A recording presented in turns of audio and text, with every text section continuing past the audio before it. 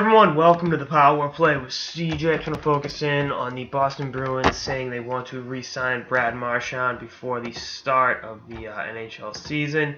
He's looking for somewhere between $7 and $7.5 million to stay in Boston. Obviously, he's 28 years old, coming off his best season by far as a professional. Had 37 goals on the season for the Bees. Wasn't enough to get the Bruins in the playoffs, but hey, you know, it is what it is, as they say. Couple things. Well, we're getting into interesting territory. Hypothetically, if they do sign him to, let's just say, 7 years at 7 years, $49 million total, he'd be making over $1 million a year more than Tyler Seguin. Let that one sink in. Tyler Seguin, and Rear Admiral from Barstool tweeted this weekend. Tyler Seguin was the one guy from that Cup team that they didn't overpay for, but somehow, some way, he was the problem and they traded him away. Marchand's been a problem a lot. Not a bad guy, just acts like a shithead a lot. And Tyler Seguin was the bad boy that just didn't fit their system. So again, I hate to keep beating a dead horse 3 years later, but it's still like, are you serious right now? They really want to pay Brad Marchand this money, and you know, hey, Bruins gonna Bruin, but. You know, I think a deal will get done. They're committed to him. He's committed to the team. And they'll come together and get an extension done. I think right now, given the direction of this team and where it is in the standings and the fact that they're not going to compete for the next 3 or 4 years, if they could trade Brad Marchand and get a young defenseman, if Anaheim was interested in doing Marchand for Hampus Lindholm, something along those lines, then I think Marchand would fit in very well with Corey Perry. Those two shitheads running around would be pretty entertaining. The Western Conference wouldn't be. Western Conference would be interesting.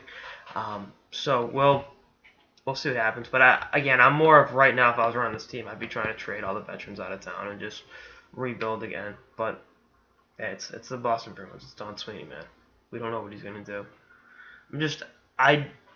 If somehow, some way they could get a good young puck-moving defenseman in exchange for Marchand, then I think they'd be foolish to not make that move because, again, they're not going to compete.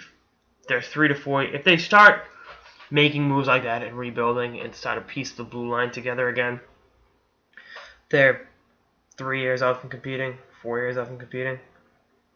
You know, it took them, 3 years to bounce, 2.5 years to bounce back from the Thornton trade to become like a playoff team, and then from there, 4 years, to be a contender.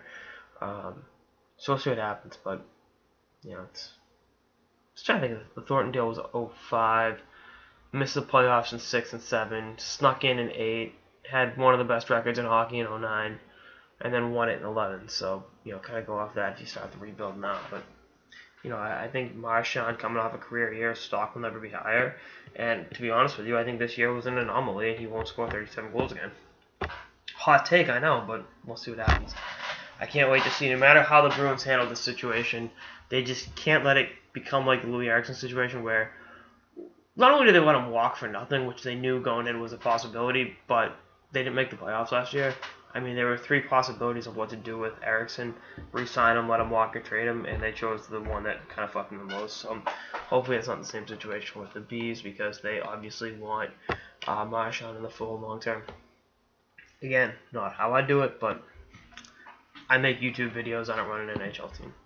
Anyway, that's all I got in this episode of the Power Play with CJ. Stay tuned for episodes throughout the off season and beyond. Later, guys.